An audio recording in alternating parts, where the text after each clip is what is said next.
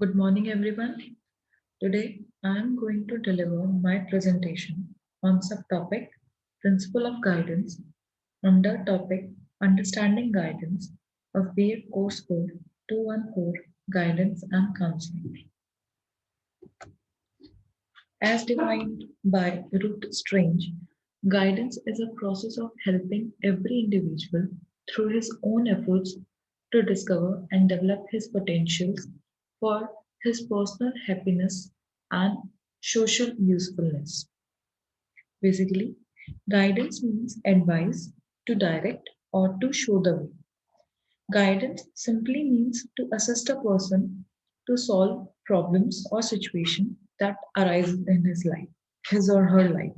It does not solve problem for the individual, but helps them to solve it themselves.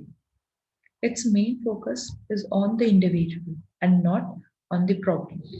That is the promotion of growth of individual in self-direction.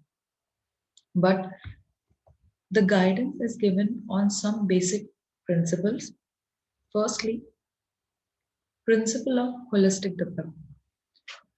According to this principle, guidance is done for the all-round development of the personality, not only on one sphere or one dimension. The personality is in the focus, then the other area of development too are kept in mind while giving the guidance. Secondly, it is a continuous process. It takes place as a continuous process for an individual and it is given at a different stage of individual's life and not for a short period of time. Thirdly, its principle of extension. According to this principle, the guidance should not be limited to a few individuals. Its scope is more and high to all the individuals of different level, from teenage to a child or to an age-old person too. Next is the principle of cooperation.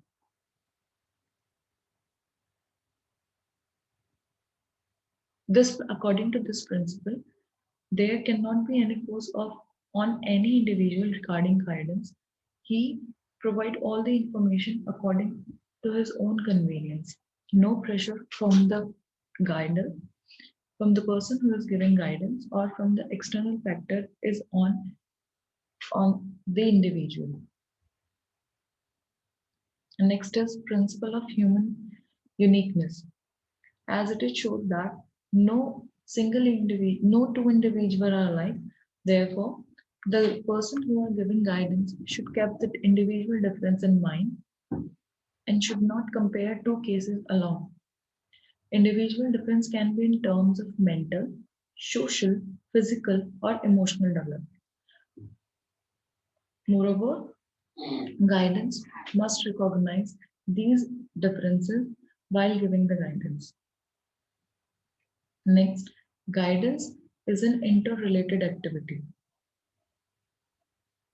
It can be said that guidance or a problem cannot be solved in a isolation or in a single sphere. It is associated with the different aspects of an individual life. Therefore, it's a requirement of the guidance that all the aspects of a person's life should be discussed and kept in mind while dealing with the problem. Guidance is a systematic and a well organized process. Guidance cannot be done in any random way. It follow a certain systematic and unified process for getting the effective result. Guidance is self-directed. As counseling or guidance is not only finding a solution for the individual process, but it provides how an individual solve that problem itself. It involves gain an individual insight, confidence, and understanding of his own problems and make its own decision. Principle of adjustment. Guidance is mainly concerned with the person's mental and physical health and help the individual in the adjustment in his environment. So we can say that the counseling or a guidance took place in an organized environment without the interference of a third party or an external factor. It's like a roadmap or a guideline or a detailed plan which help an individual to solve its problems on its own. So it can be concluded from our discussion that guidance is an all-round assessment assistance given to an individual for holistic development. It's a process of providing assistance given to an individual to solve their problem. It's done for the promotion of growth of individual in self-direction. It helps the individual to adjust to the environment. And lastly, it's a continuous process. Thank you.